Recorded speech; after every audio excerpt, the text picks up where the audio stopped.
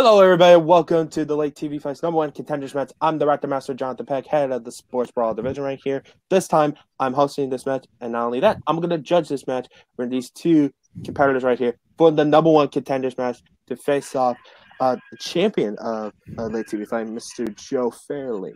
And can't wait for these two worthy competitors along with me to let's introduce to our competitors themselves. This is not only from Sports Brawl, but right here in Late TV Fights Late TV Fights and late right here, Mr. Electric Ethan Klein. How you doing, Ethan? I'm doing good. I'm excited to get going here. First #1 Contenders match I've been a part of, so just keep on rolling. Yeah, feel a little nervous right here. This isn't be your first Contenders match along with it. You just feel a little nervous right here, or Right. you got everything under control? No, it feels good. It's always fun to compete. That's the point of doing this, is just to have some fun, talk about some TV shows. So it doesn't really change much. Fair enough. And let's go into the competitor you'll be facing. You see him at many other factions, all that stuff, other families right here. Mr. Kevin Paz. How you doing, Kevin? Doing well. Thank you, Jonathan, and I'm happy to be here. I'm glad I made it this far. Just honored to face Ethan, and looking forward to hopefully getting to face Joe next month. Yeah, I can't wait. Let's go, before we start for the match, let's go to our judges in the bottom of our screen. You see him in a couple matches along with it. We got Troy in the bottom. How you doing, Troy? Doing pretty good, thanks, Jonathan. I'm tempted to give you some crap for being the only non-bearded fellow here, but you got the B.A. Baracus mohawk, so I'm a little afraid. I'm going to leave you alone. Can I just call you B.A. for the rest of the match? Well, you just call me Mr. Peck along with it. And by the way, I have some facial hair. You got it, Mr. Peck. You got it, Mr. Peck. Yeah, for the record, I do have facial. Yeah, that's what I thought. I'm just kidding. I need glasses. I can't see it from here. I'm old. Leave me alone. All right. Fair enough. And our other judge right here, the other Kevin in our league, right? Mr. Kevin Marino, Freakazoid himself. How you doing, Kevin? I'm doing quite good. I'm excited to actually judge this normal contendership match. It's going to be quite good, and I'm really looking forward to hear the debate on these answers. Yep. All right. Our judges in the bottom right here have pen and papers right here to write down based on the opening and the arguments throughout 4 rounds right here. And here's some of the rules right here for those of people who are new to Late TV Fights right here. The simplest basically is this. It'll be sort of 90 seconds on your opening, 5 minutes on your opening debate, and 60 seconds on your closing. And for us to be able to get more like 3 points right here wins the match along with it. If our players to get tied with 2-2 at the end of round 4, we're going to our speed round. We could do sort of the speed round rules if we get to it. And our time will be is Kevin in the ball right here. We'll keep track on the time along with it. So, all right. And that's pretty much it. To our competitors, are you ready? Yep. All right. Thumbs up right here. Fellow judges, are you ready? All right. Thumbs up from Troy. Kevin's. You can hear a thumbs up. You ready? Maybe. Never mind. Yes. All right. Close enough. All right. Let's do this thing. Let's go into round number 1, which is Kevin's strength of Rick and Morty. I can tell by the short from there. And this interesting question right here from Rick and Morty is this. We all know Rick is a character. Some people like him as a character. But also this is really kind of horrible stuff along with it. So I brought this question up there for this here. And this question is this. What is the worst thing Rick has ever done in Rick and Morty? So if this is Kevin's strength, we'll go with him with his selection.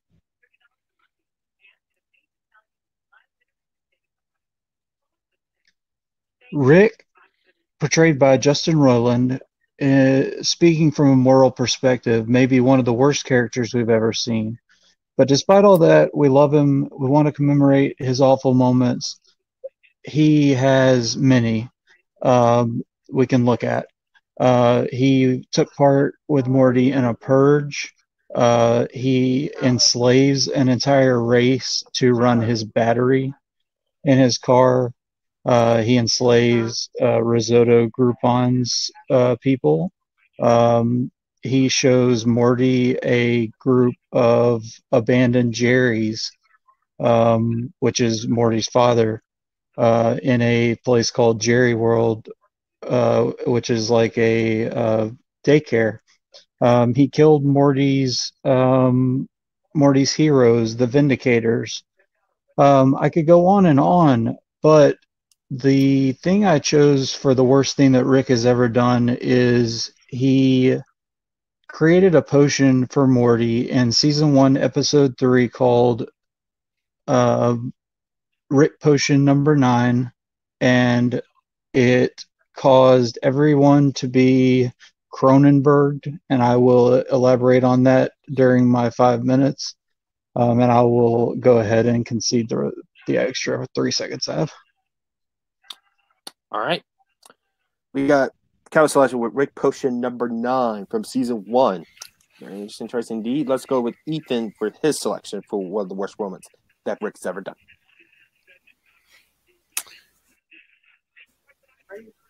So the reason that Rick is a lovable character in Rick and Morty, the reason that we are able to connect with him is, one, because he's funny, his character is funny, but the other reason is that there are moments that he has that show that he does care for his family. So there is a level of attachment that we as an audience can attach with because he has that. The moment I picked absolutely shows none of that attachment, which is why it is the worst thing he's ever done. It completely removes any humanity that he has. The moment that I picked is there's a kind of a clip episode of different things, but things that we've never seen. Why have we never seen them? Because we find out that there are a lot of adventures that Rick and Morty have gone on that Rick has stolen the memories from Morty. He's taken them from Morty. Why has he done this? It's an entirely selfish reason. He has stolen these memories from his grandson, large portions of this kid's life, so that he doesn't realize the terrible things he has gone through being Rick's sidekick, so Rick can keep using him over and over and over again for his personal gains. And we see how terrible this is for Morty, because Morty is clearly upset when he realizes what has happened, when he sees all of these memories that have been taken from him. He is truly, truly hurt. Usually when Morty is upset, he expresses that, he gets over it, he moves on, because him and his grandpa have this back and forth relationship and they go forward. He is truly, truly hurt. And how do they get over his pain? They take the memory from him again. The worst thing Rick has ever done is stolen parts of his grandson's life away. Time. All right. We got Rick Potion number 9 from Kevin versus Ethan's. Rick stole Morty's memories for his personal game. Pretty awful stuff for Rick at that part, and I couldn't blame either one of them. And let's go to the 5-minute debate with one of you begins talking. So Morty's Mind Blowers is a bad one, but there's a reason I didn't mention it. If you notice in Morty's Mind Blowers, there are multiple colored vials, and each color corresponds to a memory. And Morty has his own memories, but Rick even takes memories from himself. So he does this to protect Morty. If Morty saw everything that he's done bad, then he would be in a place where I don't think he could come back from.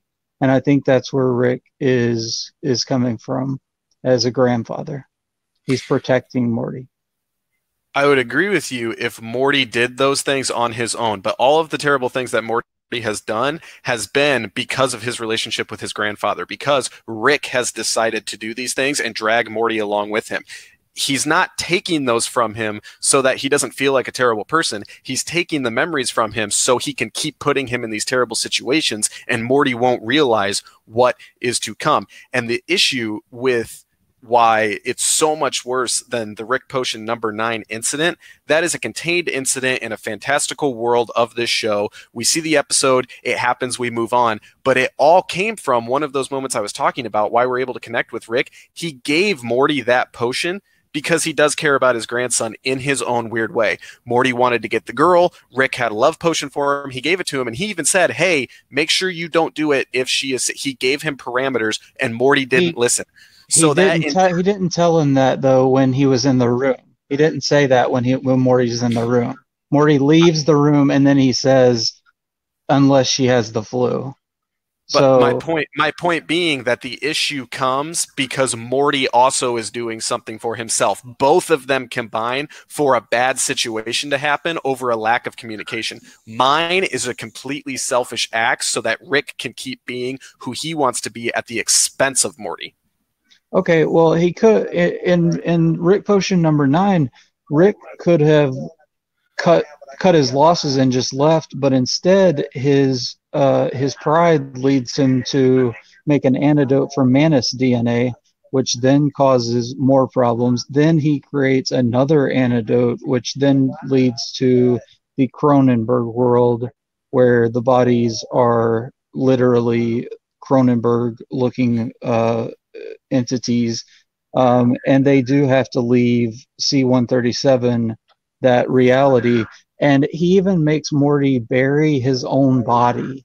And if he's so concerned with Morty's mind blowers, if he's so concerned with Morty's realities and stuff, then why would he not take that from him, from his memories? Exactly. I mean, I would agree with you. If he actually cared about what Morty saw and the mortality and the issues that Morty had inside of his own person, if he was taking his memories to help him, that's the kind of memory he would take from him. He would take away the memory of seeing himself die to help Morty overcome that. He doesn't take those kind of memories away. The memories he steals from Morty are specifically the worst things that he has ever done to Morty, the worst situations that he's put him in, so that he can keep manipulating Morty into being his sidekick and take away his choice to do that. And as you just said, the bigger issues that come with the Rick Potion 9 is him trying to fix it. At the end of the day, he is trying to fix the problem instead of just leaving it. He leaves Jerry, Beth, and Summer all back in the other universe, and they're not turned into Cronenberg people, because if they're from your same DNA, you can't be affected by the potion. So he just left people from his family, and Morty knows that too in this new universe. So, and they do revisit it in season 3. They go back to that world. Well, so the other issue with that then, so this show has set up the parameters of it's a multiverse, right? They can kind of keep hitting the reset button no matter what they do. If they destroy a world with the Cronenberg, Rick and Morty can move on. So the Rick Potion number 9 falls into that long list that you said at the beginning. There's constant things in this multiverse that Rick does that are questionable, but the show itself, the parameters of the show, they just keep moving on. What we learn with Morty's memories is that throughout all of these, there are even worse layers to what he has done, and he has just ripped that away from Morty and ripped away the opportunity for him to make his own choices.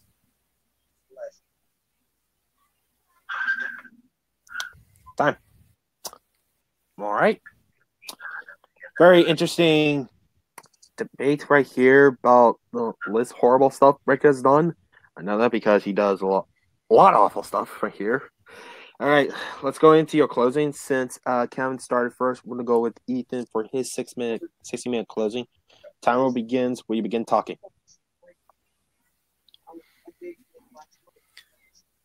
Again, the issue here is that Rick Potion number 9 starts at a place of Rick saying, my grandson wants to get with this girl. I'm going to help him. Does it go horrifically wrong? Absolutely. But even the worse, as it gets worse and worse, it's Rick trying to fix a situation, not trying to make it worse. My thing with him taking the memories is completely born out of Rick being selfish. He wants to control Morty. He wants to manipulate Morty. It is not an effort to save Morty from the terrible things he has done. It's an effort to hide from Morty the worst things that Rick has done, so that Rick can keep manipulating him, can keep forcing him to be his sidekick against his own will. And we see clearly when Morty realizes what has happened, he is offended, he is hurt, he does not want to be a part of this anymore. And how does Rick fix the situation? He has Morty's sister once again wipe the memory away from him that he has found out what has happened. If Morty had the opportunity to know everything that had happened to him in their adventures, we clearly see that he would take issue with it and move on. Rick is not trying to help him. Rick is trying to help himself. At least with Rick Potion number 9, it was an effort to help Morty. It was that small piece of humanity that we see in Rick when he has a connection with his grandson. There's no connection in taking his memories. It is completely born out of how can I help myself. That is why it's the worst thing that he has ever done, because it is to the person he should never hurt in the first place. I'll concede the final 2 seconds. Right on the 2-second mark. Very good closing by Ethan. Let's go to Kevin for his closing. 60 seconds will begin when you begin talking, Kevin.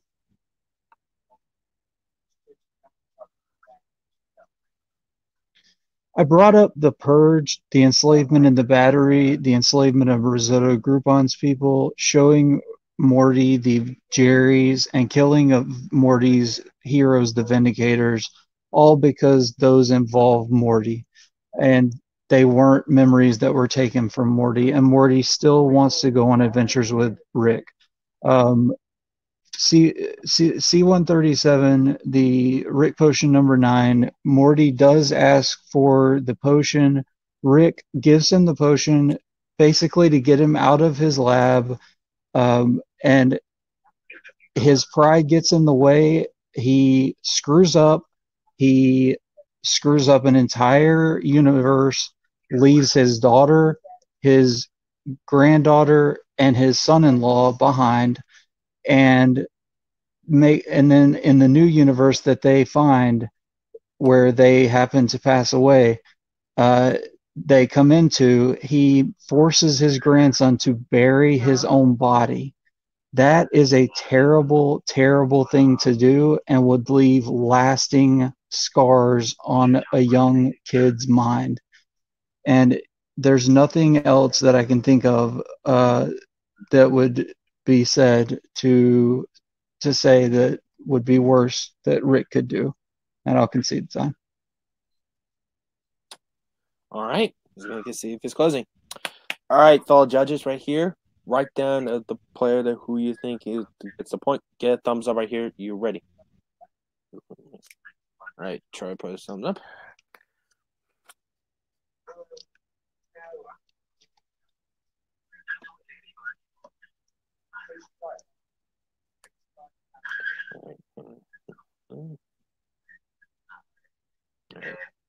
All right. Since I got mine right here, I'm gonna start with me on this one right here. Very good arguments that why those 2 instances, that the really horrible stuff that Rick has done. The arguments themselves, they really put a good back and forth and a good counter that why isn't that bad right here, even some of the consequences even afterwards. But I think for me, the person who, based on the arguments themselves, puts some good examples of why his the worst, and as a counter to the other comparer's argument is Ethan, because I think Ethan pulls some examples right here. Rick not only stole his memories, and for his not only to help Maury, but his own personal game in general. And he even put some knock on Calvin, as you point out. He kind of warned him what happened if do not get the potion, you get sick along with it. Even pull out some multiverse right here. Even when they messed up, though, they are just sort of like move on right here, though. And Ethan, I think, can put some really good examples of why Rick still Maury's memories is really unholy thing, horrific thing to do by Rick, though. So I'm gonna my point to Ethan right here, and I'm gonna have to Troy right here to figure out who gets the point and why.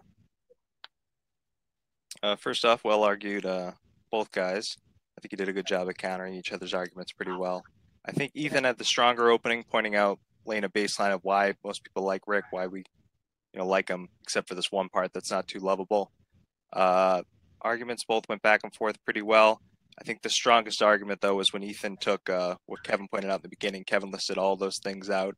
And Ethan said, yeah, getting Cronenberg might be the worst of all those, but it is just one thing versus taking all of Morty's memories, and the fact that it really goes against Morty, goes against the family, and it's just too Rick-centric. That's the worst thing. It really is about him.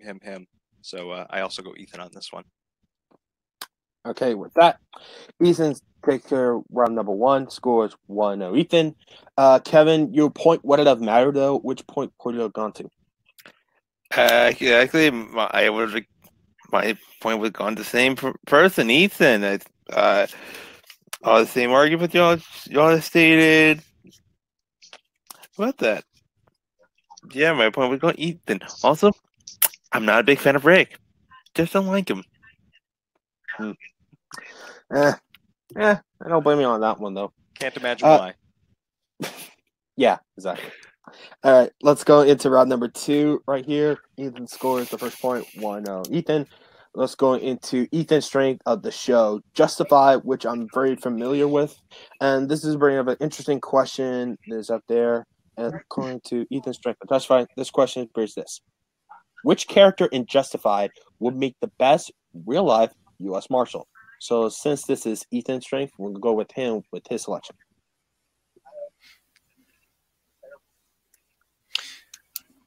My answer for this question was Deputy Tim Gutterson. So in the show itself, you really have, in terms of U.S. Marshals, you have 4 characters. You have the Deputy Chief, you have Raylan Givens, the main character of the show.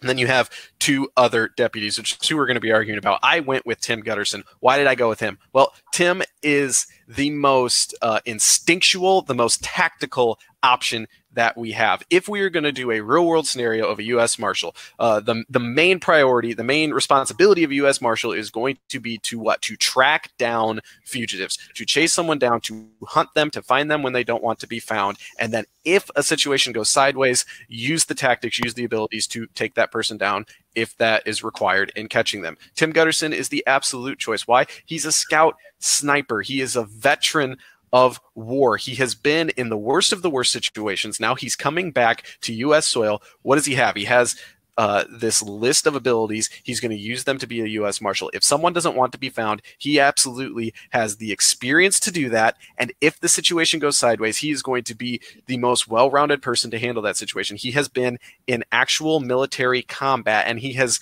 not only been in full combat, he has had to sneak around. He's had to hide himself while hunting someone else when he doesn't want them to know that he is chasing after them. That is absolutely the definition of some of the responsibilities a U.S. Marshal would have to do.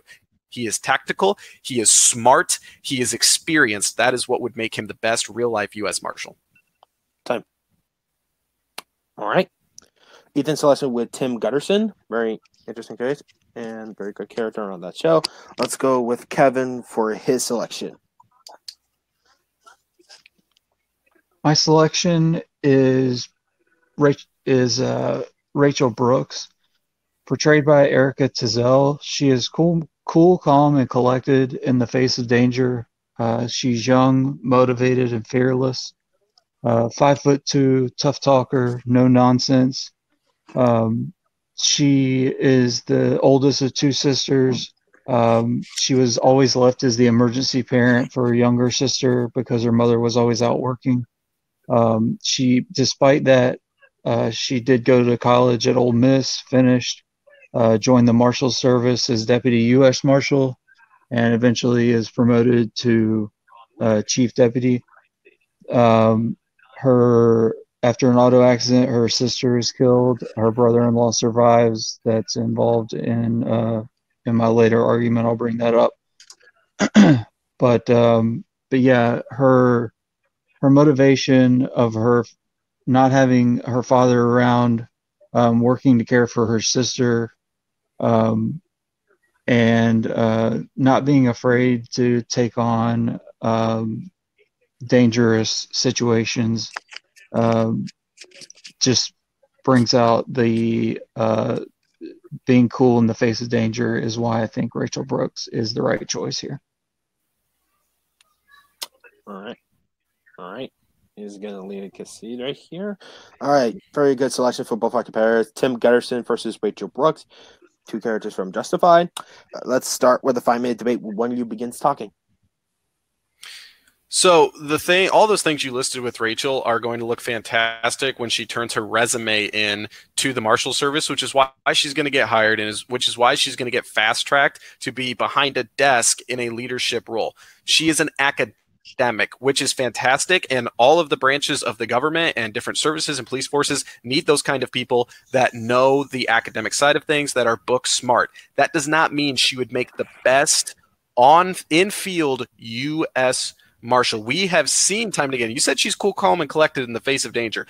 In the exact instant, really the one episode she gets to prove all of that is when she's going after her former brother-in-law, and she clearly shows that she's overly emotional and too close to the situation, which everybody points out for the entire episode. Raylan is constantly basically trying to save her from becoming him, because Raylan knows he's not a great is he good at what he does? He hunts people down, sure, but he gets too emotional, too attached. He wants to shoot at the hip. That's what Rachel wants to do, which is why I didn't pick Raylan. She has that tendency. I think it's Tim that has his gun out, and Rachel that talks Tim into reholstering his gun, and then she's cool enough to lead the standoff, and Rachel gets him to surrender, which is what the real goal of U.S. Marshals are, not shoot first, ask questions later.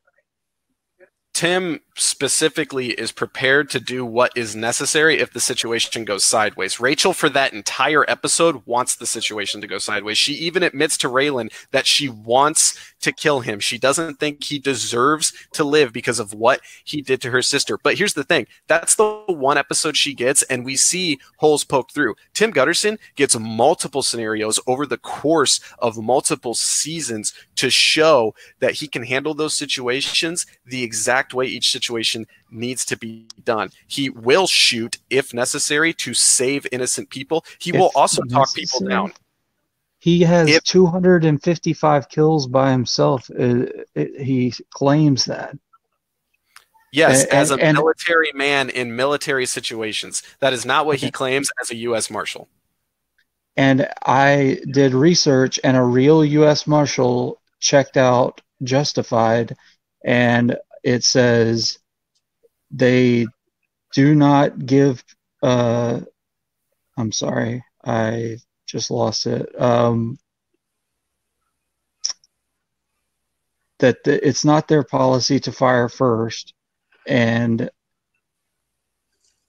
I'll get back to that. But Tim Gutterson, he has PTSD is one of the worries, and he's an alcoholic, and according to Art, he's a keg that's ready to explode. That in and of itself is a reason why I wouldn't want him to be a marshal.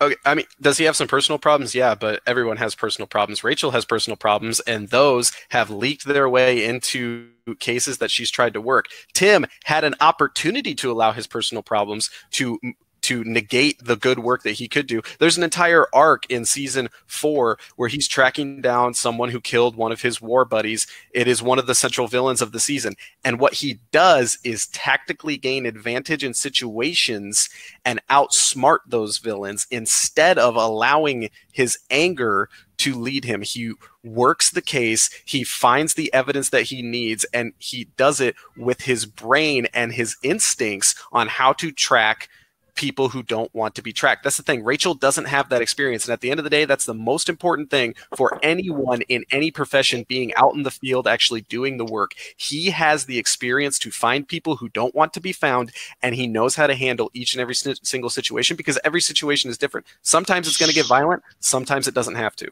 Exactly. She's cool and calm, collected. Nick's father, she talks him down from shooting an innocent man on his son's 12th birthday.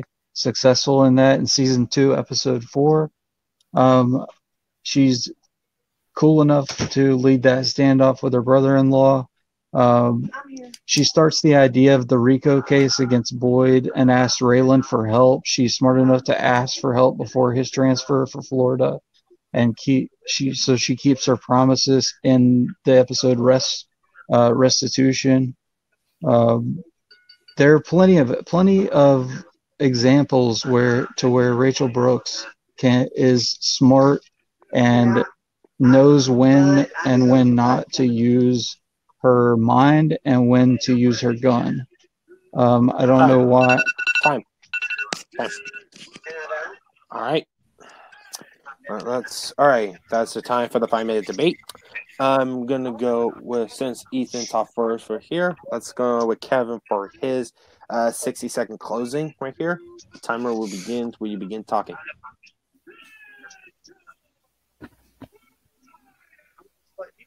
All right, what I was going to say about the actual marshal that reviewed Justified, he said, "I've never had to fire my gun in the line of duty. It does happen, of course, but every time a weapon is discharged, report needs to be filed out. With the amount of gunfire in this show, they'd be up to their yin yang and paperwork. That's all they would be doing. It's a fantastical show, and it's not the way it actually happens. This question is, who would be the best real life U.S. Marshal? And that would be Rachel Brooks. She is cool, calm, and collected in the face of danger. She's motivated. She's fearless. She's smart. She went to college. She did the right. She went the right track. She has shown, like I said, in season 2, episode 4, she can talk people down. Even when even when it gets personal, she told Tim to holster his gun, and even though she had let her emotions get the best of her. Time. All right. Pretty good closing for Kevin. Let's go with Ethan for his 60-second closing. Timer begins. We begin talking. Rachel did go to college. That is great. She knows the law. Maybe she should be a lawyer, but an in the field working, finding people U.S. Marshal, time and again in the show, she has shown that she does lack in that area. Multiple times when she is sent out on cases and Art makes her the lead of the case, kind of to stick it to Raylan, to punish Raylan, what does she do? Defer to Raylan. Raylan, you find them. Raylan, I'm messing this up. I can't find this person. You go find them. Time and again, she lacks in that area. And a U.S. Marshal, Raylan says it in the show, it's repeated multiple times. Our number one goal is to find fugitives. People who don't want to be found, we have to find them. And time and again in the show, she lacks in that ability. Whereas Tim Gutterson, time and time again, shows you that with his experience, he knows how to do that. Of course, it's a fantastical show. There's more shooting than there would be in real life. I didn't say that there would be. What I said is that Tim has the ability, if it goes that direction, to handle it perfectly because he is experienced. But first and foremost, he will find that fugitive. Time. All right. Very good closing by Ethan. Fellow judges, write down the name who gets the point. Get a thumbs up. Everybody's ready?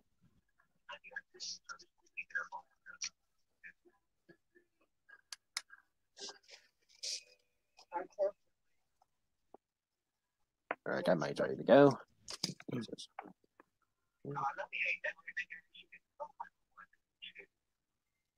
Okay, thumbs up for Kevin. All right, let's just try here.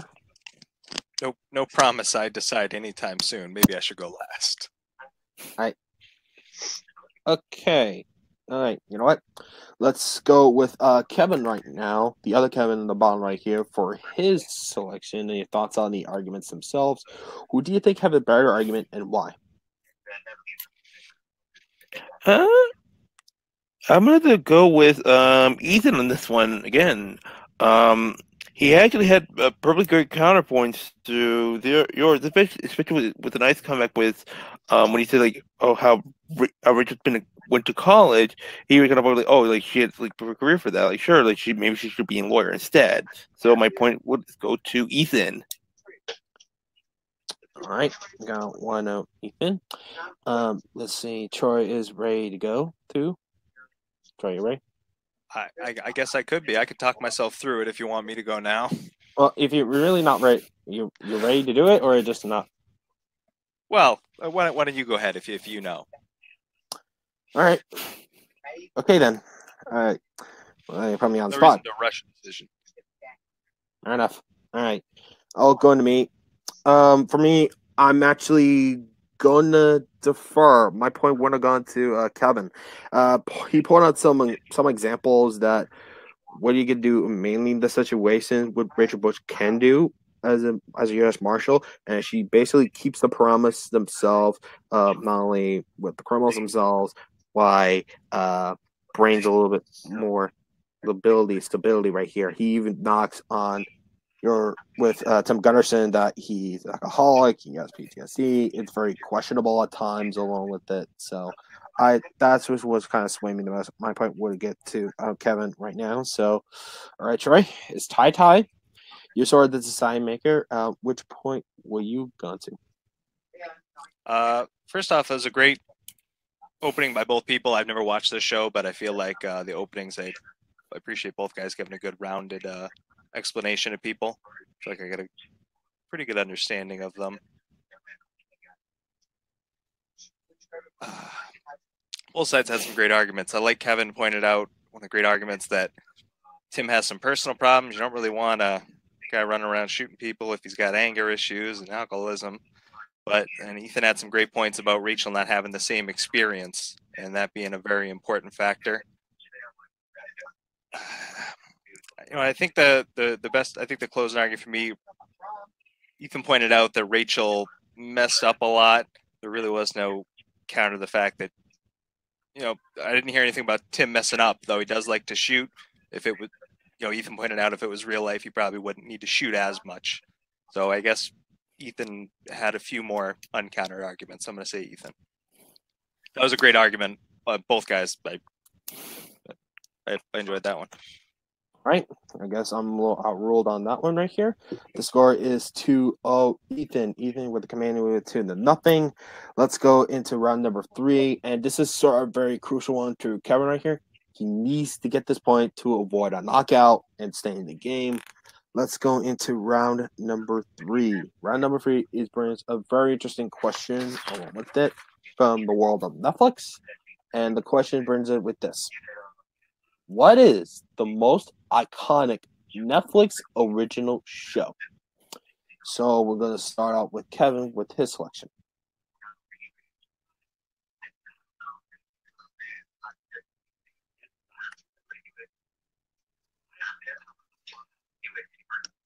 My choice for most iconic Netflix original show is BoJack Horseman.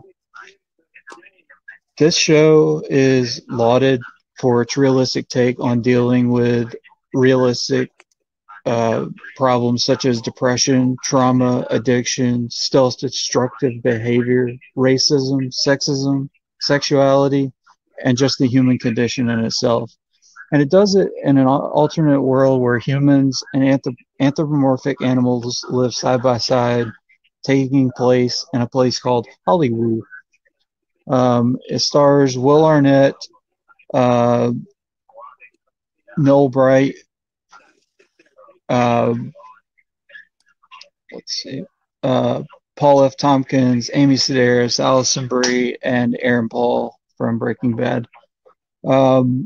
The show does have some strange. It's strange when you first start watching it because of the anthropomorphic animals, but when you see that it's really the deep down, it's based on BoJack Horseman is a washed up '90s sitcom star. It's his story, and when you humanize him and you humanize the rest of the animals in the story, it becomes a real heartfelt story. Time. All right. We got Kevin's selection with BoJack Horseman. We're going to get us that show indeed. Let's go out with Ethan right here for his selection.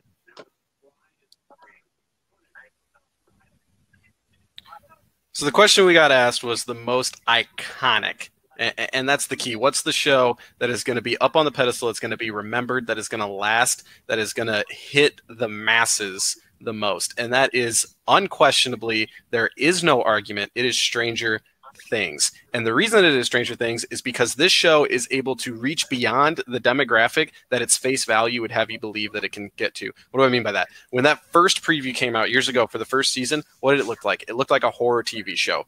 cut and dry. This is a horror show. Let's move on. It's so much more than that. And the reason that it's so much more than that is why it can reach so many different people. It's not just 15 to 25-year-old people who like horror. This show is for 15 to 65 if you like TV. It has the ability to reach different people that enjoy different things. It is funny. It is a coming of age story. It's a reminder of the 80s. For people who grew up in the 80s, it's a nostalgia trip for them. For those of us that didn't grow up in the 80s, it's an opportunity to see that, and it makes it look cool. You have the ability to connect with these kids, but they also have interesting adult characters for the adults to connect with. It's led to massive careers for its biggest stars from its show because people want anyone who has come in contact with this show. And when the season 3 trailer came out during the Super Bowl, it broke the internet. Why? Because everybody had to see it. This is not a niche show. This is not a show just for a group of people that are going to love it. It's not a cult classic. It is an iconic show that everyone wants to be a part of. Time. All right. We got BoJack Horseman versus Stranger Things, 2 well-regarded Netflix shows right here. And let's go into the 5-minute debate with one you begins talking. So the Duffer Brothers completely acknowledge that many scenes in Stranger Things are lifted from their 80s inspiration. For example, at one point, Eleven and the boys are walking along an abandoned train line in a forest exactly as Gordy's group did in Stand By Me 30 years ago. So that alone is that's just one example of how it's not original. It's lifted. Everything is. It's not its own original show. It's just It's a nostalgia trip. I mean, I'm not going to disagree with you. It just comes back to the root of the question. The question isn't what's the most original Netflix show. Absolutely, there is no other Netflix show that's a cartoon with a talking horse as a main character. You have that. It's the most iconic, and it's not the Duffer Brothers' fault that people want to experience nostalgia and things that they enjoy. In fact, it's to their credit that they were willing to say, yep, here it is. Keep eating it, keep taking it hand over fist. And people have done that, and it is going to continue to live on. Could it have ended after season 3? Absolutely. Will it end after season 3? Absolutely not, because people keep wanting it. People keep wanting more and more and more, and people keep wanting more of the people in the show. It has skyrocketed the careers of Millie Bobby Brown and of Finn Wolfhard. Little girls, I mean, I'm sure even little boys wanted to be 11 for Halloween. Why? Because everybody knew who she was. Everybody knew that character. Even David Harbour has gone from a character actor who popped up in things to a leading man. Why? Because he was a part of Stranger Things. It's iconic. It will be remembered. It will last, and everybody watches it. Everybody binge watches it as soon as it happens. What BoJack Horseman is a cult classic with a passionate following, but not the widespread iconic following that Stranger Things has. Yes, it does have a passionate following, and it does have Raphael Bob Waksberg he makes this show BoJack Horseman emotionally ambiguous, so that the audience, no matter how old you are or who you are, you get to know the anti-hero BoJack and how his actions reflect the person that he is. He, for an example, instead of believing in God, his view on life is that life is meaningless. But his counter is Mr. Peanut Butter. That's the only character in the show that basically has it together. He's a dog, but he spends his life in a constant state of he has a set of idea. He has a set of idea of what life is. He spends his life in a constant state of distraction, doing a bunch of stupid stuff on a daily basis. But he believes that the universe is a cruel, uncaring void. The key to being happy isn't to search for meaning. It's just to keep yourself busy with unimportant nonsense, and eventually you'll be dead. It's pretty dark when you look at it that way. But yes, I would say, cult classic or not, it's something for everyone, and that's iconicity. I think what you just explained, though, I mean, you just admitted it is very dark. They talk about, do we believe in God? I don't believe in God. The world is cruel. The world's a terrible place. Like that right there cuts off such an opportunity to reach so many different people. When you start taking a very deep dive into those topics, you don't allow the show to expand to the wide-reaching audience that a show like Stranger Things has. And I'm not knocking BoJack Horseman. We need those kind of television shows. We need shows to ask those questions. It's important.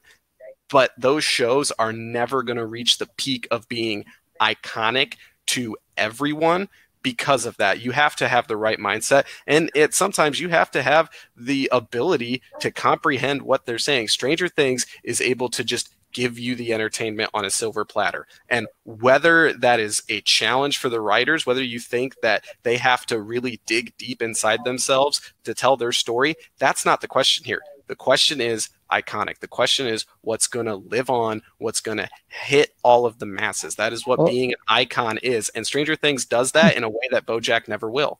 Of course it's going to live on. We've seen it live on for 30 years. Like I said, it's just pulling stuff from E.T., I mean, even the Demogorgon. It's just basically pulling stuff from previous things that we've seen before. Time. All right. Let's go into our closing right here. We're going on with Ethan right here for his 60-second closing. Timer begins when you begin talking.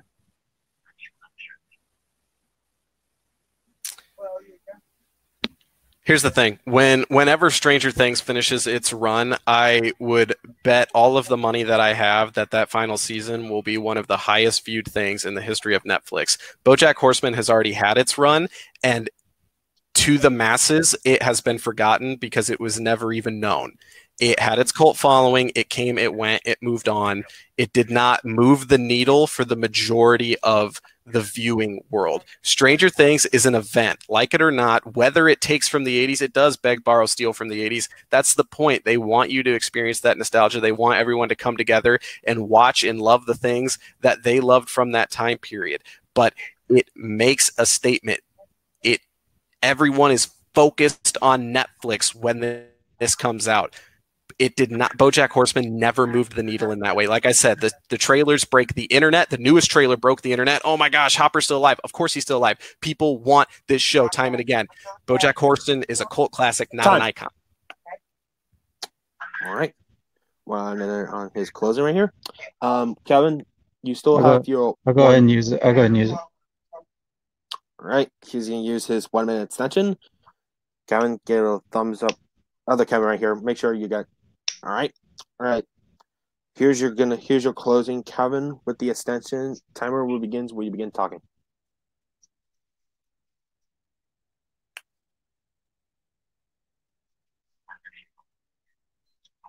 BoJack Horseman received 2 100% review seasons and 3 96 or above review seasons. So that's the critical response that you're referring to. That's pretty damn good.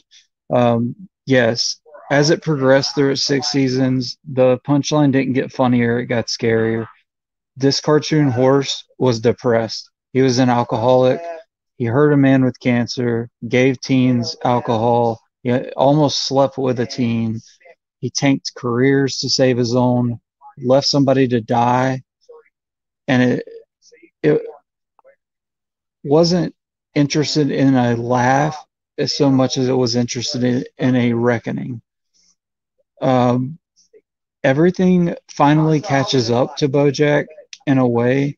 BoJack Horseman is iconic because you have to look deeper than just it being a cartoon horse. Haha, that's it. I mean, it's everyday life, and it tells the story of this washed up 90s TV star, and it gets real.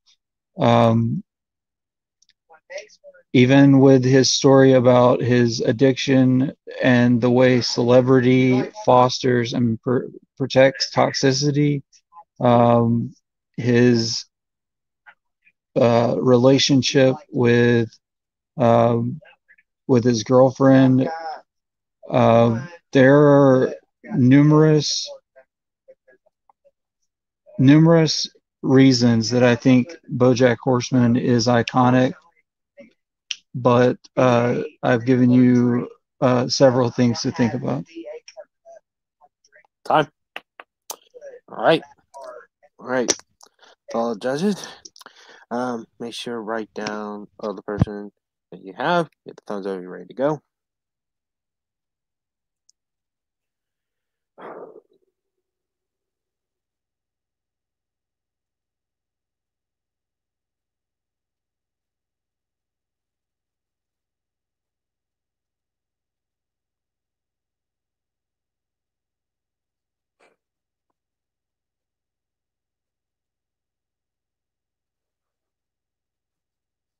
All right. All judges. Let me see right here. You ready to go? Wait for the thumbs up. All right. Count thumbs up for Troy. So wait for Kevin. All right. Let's start. I'm gonna start off with Troy on this one right here. At first, at least. Let's go with him for his thoughts on the argument and who gets the point and why. Starting on my thoughts in the opening, I think Ethan got out to a really hot start, pointing out the Stranger Things really is iconic. The fact that it's got things for everybody. Super Bowl trailer kind of broke the internet. It's not a niche thing. It really is for everyone, kids, adults, whether you want it, nostalgia, the fun.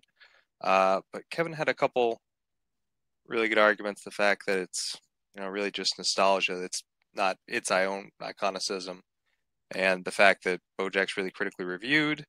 But he got I think Kevin got kind of muddled up in a lot of plot lines and talking more about the show itself. Ethan, ran away with the fact that it focused on being iconic. Stranger Things has everything. It's got the viewership. It really is more of a global iconicism. So for me, it was Ethan really ran away with the whole thing there. A couple good arguments for Kevin, but my point goes to Ethan. All right. All right. We got one. Oh, Ethan right here. Kevin, we're going to go the other Kevin right here. It's up to you right here. Rory gets the point, and if Ethan gets it, he will win the game, or might want to be to me. So, all right, Kevin, what you got on it? I'm actually had to side with Troy on this one as well. Well, yes, Kevin did a very great argument, but he did not. He did not argue his the other stuff like Ethan, but especially with when the Stranger Thing not only introduced and made popular Millie Bobby Brown and Finn Wolfhard, but it also elevated the career of David Harbour. And pretty much my point goes to Ethan. All right. All right. All right. With that, and your winner, won by knockout, Ethan, the Electric Klein. Congratulations, Ethan. You did it. You will move on to the championship match to face Mr. Joe Farrelly, Hot Boss himself. And before I'm going to talk to you right here, my point would have mattered. I would have said the same thing, unfortunately. I want to give my point to Ethan also. And just want to say, both of you pull off a great match and put great counterpoints for both of your arguments right here. And especially you, Kevin. You really did a good job. But I have a little struggle right here with some other parts right here. So I would have given my point to Ethan. And while going to talk to our official winner right here, let's gonna talk to Kevin right here. Kevin, I just want to say you did great. You did put up a good job. I just want to say this right here. Don't let the score demean you how great you are as a player right here. You did put up a great job right here against Ethan. So just want to know how you're feeling right now. Congrats, Ethan. Okay, then. All right. All right. All right. With that, let's just want to make sure. All right. Let's go to our actual winner right here, Mr. Ethan Klein right here. Congratulations. You will face Hot Fuzz Joe Farrelly right here for the Late TV5 Championship match. And I just want to say congratulations right here. And how you doing? I'm doing good. I mean, it's like I said, it's just fun to get in here. I love TV. I love watching TV. I love talking TV. So, any opportunity to do it, and I'm excited to face Joe. I mean, he's a champ for a reason, and it's always fun to test my abilities. So, looking forward to it. All right. I just want to say this. Joe Ferry is a very tough one. I judged a couple of his matches right here, and he ain't no tough one either. So you got to be careful right here. That's my advice against Joe, though. So congratulations for moving on, facing Joe Fairley to the Elite 2 Championship match. Let's go to our fellow judges in the bottom right here. Gonna start out with Troy. The match itself is very good though, and both of you pull up a great job right here. And Troy, what do you think about it? I hate this is like the second or third match we've been part of. There was a knockout that I feel like it shouldn't have been because there were great arguments on both sides, and that's how it goes. Sometimes you just win rounds 10-9, 10-9, and 10-9. It's technically a knockout. So congrats to both guys. A pleasure to judge this one. All right. Kevin Marino right here. Same thoughts and questions. What do you think of the match itself? Yeah, it was quite interesting match. Kind of disappointed it didn't went long. Hopefully, I think Kevin get the next time. He did a great argument, but just sometimes just things happen. All right. Yeah. All right. Okay. I just want to say, Kevin, you did great, though. I just want to say this right now, and you will be back to late TV fights right here in the future right here. You will get your revenge someday against Ethan. If it happens, you will be back right here. And I just want to say to from all of us at Late TV Fights itself, from me to Ethan to Kevin Paz to Troy to Kevin Marino, I'm the Raptor Master Jonathan Peck. We see you around like the Late TV Fights Championship match between Ethan Klein and Joe Ferry. Just want to say good night, everybody. Stay safe.